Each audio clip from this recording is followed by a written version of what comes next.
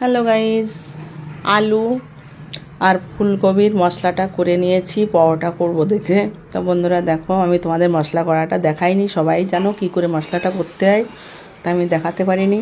তা আলু আর ফুলকপি আছে, তার সাথে গুঁড়ো মৌরি সোমবারা দিয়েছিলাম, আর যা যা মশলা লাগে সব কিছু দিয়েছি, পেঁয়াজ রসুন সব কিছু দিয়েছি, আদা কুচি দিয়েছি। দিয়ে দেখো আমি একটা পরোটা করে নিলাম, করেছি একটাই পরোটা। তো একটা করে তোমাদের খেয়েও দেখাবো। এই পরোটার সঙ্গে যদি ধনের পাতার চাটনিটা হয় তাহলে তো কিন্তু খুবই ভালো লাগে, কিন্তু আমি মশলাটা খুব তেজ করেছিলাম, নুন ঝালটা খুবই টেস্টি করেছিলাম, ওই জন্য আমি কোনো কিছু লাগেনি। চাটনি বাটনি সস দিয়েও খাওয়া যায়, দইয়ের সঙ্গে খাওয়া যায়, কিন্তু আমি এমনিই খেলাম।